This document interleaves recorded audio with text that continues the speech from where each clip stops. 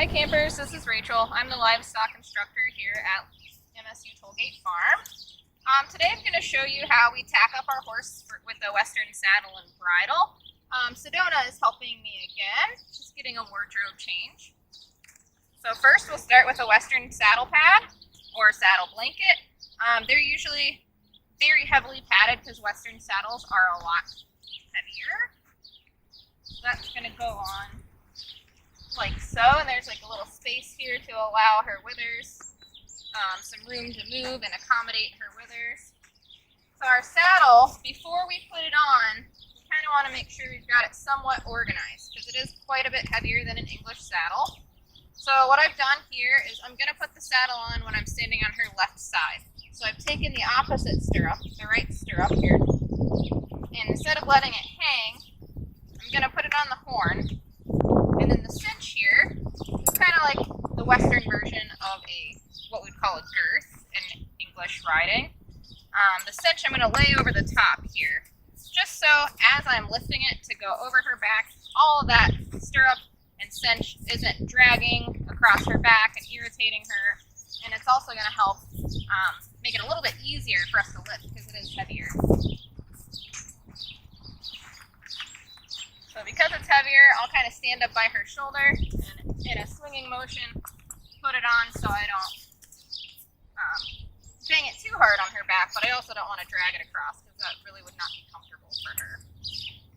So then what I will do is kind of let this stirrup down, let that cinch swing down, and I'm going to feel my latigo strap, is what this is called.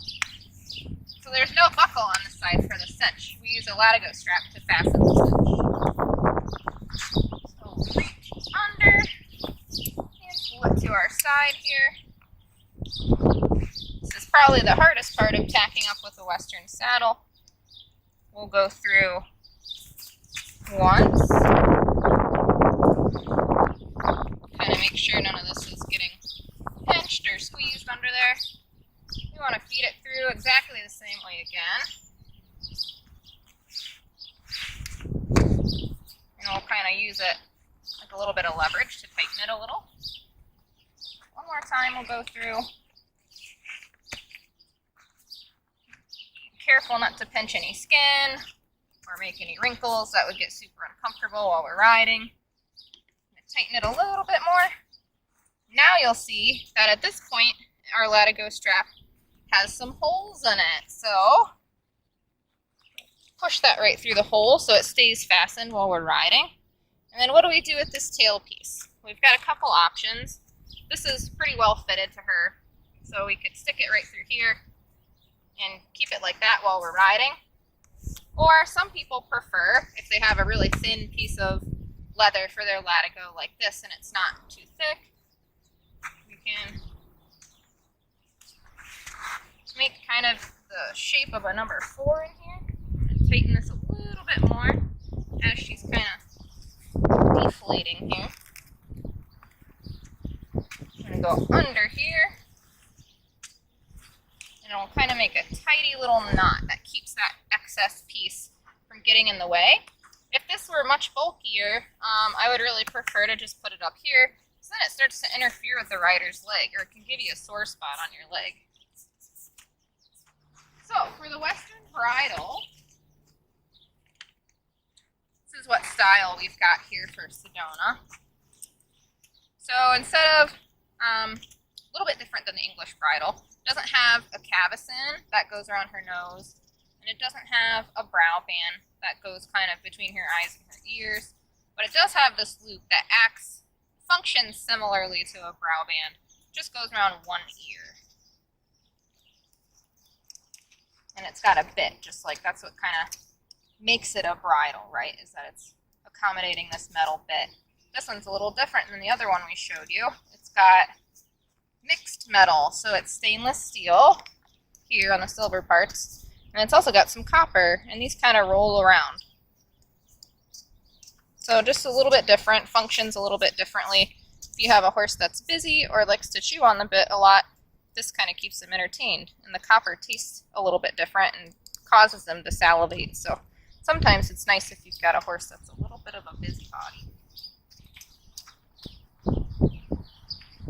Alright, so our split reins here, which just means they're not buckled together, they're two totally independent pieces of leather as the reins. They're knotted together just for safety while we're putting this on.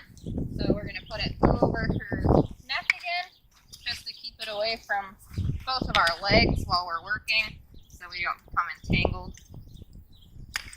Same thing when I'm switching from halter to bridle. I just want to be careful that I'm not putting my fingers in spots where they could become trapped if she were to move suddenly or spook.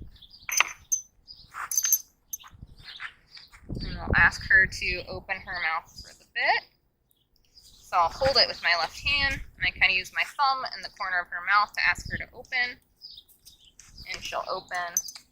And remember, this bridle just has one hole for that right ear, and this just sits behind here. And it does have a throat latch. This one's really quick, it just snaps on.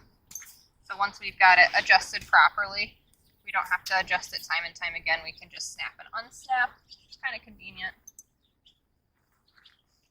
Now she's all set. So once again, to make sure that bit is sitting in the correct spot so it's not clinging her teeth, she can't get her tongue stuck over it, should create two little wrinkles in the corner of her mouth, kind of like she's smiling.